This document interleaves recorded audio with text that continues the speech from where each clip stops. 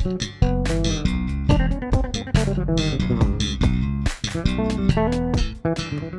everybody, so I just took a short one today. I'll try and keep it to about 5 minutes, all right?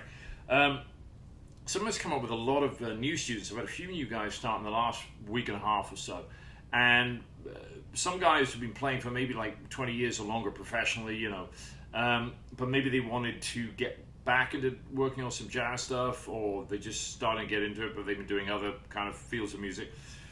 Some of this, like a common thread for people, is really knowing the fingerboard and being able to play things different ways. You're visualizing things different ways on the neck. I've done a few videos on these kind of topics before, but it really is a common hurdle for people, you know, to really be able to see things different ways on the fingerboard. So I thought I'd illustrate it with a line, a little turnaround lick, actually from, it's in my Blues Etude, this line, and I might put it up on the screen, like just under the headstock here. Maybe I'll put that in when I edit the video.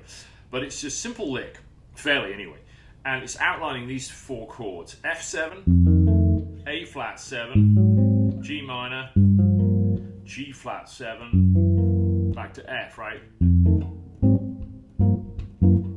So F7, A flat 7, G minor, G flat 7, F. It's really a modified 1-6-2-5 progression. Normally you'd go F, then to a D7, but I've substituted the D7 for an A flat 7. It's a flat 5 or tritone away the root there. It's a very common substitution, this. And then instead of going to G minor C7, I went G minor G flat 7, back to F. Okay, so the line that I played on my etude was this. Like that, right? Now, I'm going, sort of double timing it, right? Play beyond that if you want. Now, let me slow that way down to show what I'm doing. I'm outlining this F triad. I'm really just sliding into the fifth, and then it's a fifth, root, third, and then I go down a half step, look. Down through an A flat 7 line, like stepwise. Just root, flat 7, minor 7, sixth to fifth, right? And then I slide into, or you can pluck every note, into the D, which is the fifth of the G minor chord. Fifth, minor, third, root, G minor, D, B flat, G, right? Right? Actually, I'm adding another little note here. This is kind of makes it better. Fifth, third, second root, right?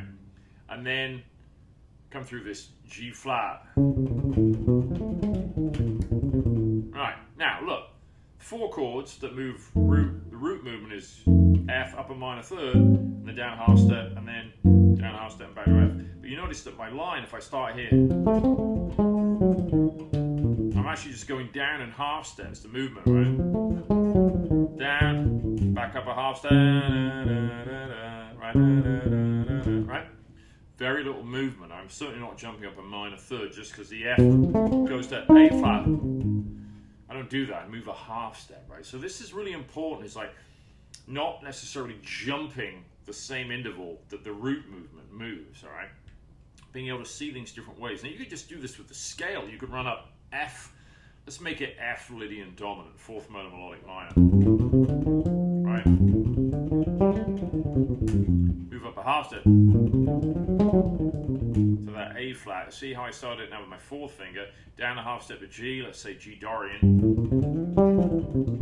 G flat 7, move up a half step.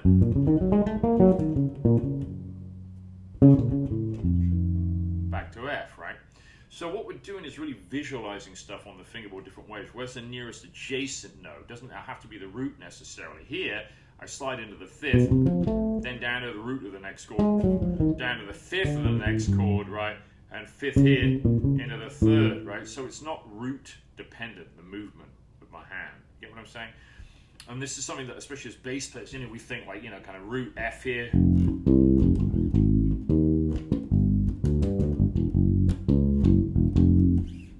Playing a bass line, this is a solo melodic line, right? So we don't have to follow that, and even if we did, we could go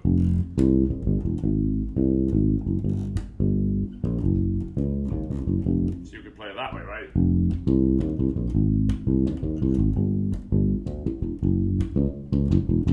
See, I didn't really move at all there, right, did I? But I still covered all the roots and the root.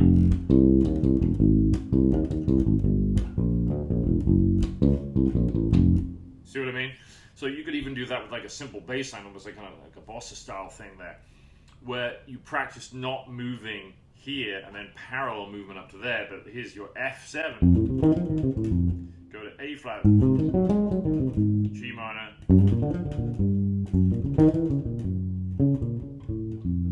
See what I mean? So it's a really useful thing to do. So you could do it with a very simple idea like that. You could do it just with a triad. Look, root, third, fifth, root, third, fifth, root, third, fifth, root, third, fifth, root. Yeah, do it here. Root, third, fifth, root, third, fifth, root, third, fifth, open D, root, third, fifth, root. Right?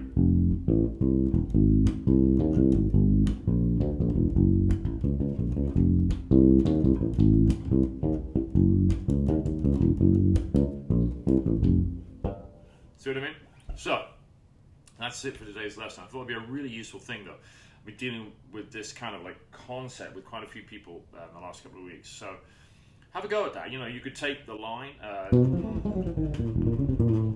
If you dig that, my Blues Etude has a ton of these things to work on in it. It's got a cool melody to play, but then there's like 3 choruses with analysis. So I'll put the thing up actually that side. It'll be like here, right, when I finish editing this. I'm not going to spend too long editing it because I want to get this posted. And don't forget, you can always support the channel by stopping by the website and grabbing something like the Etude. And you can also do the Buy Me a Coffee donation. And if you're interested in lessons, you should hit me up via my website. It's got a contact email for me there as well. Okay? Catch you guys on the next one.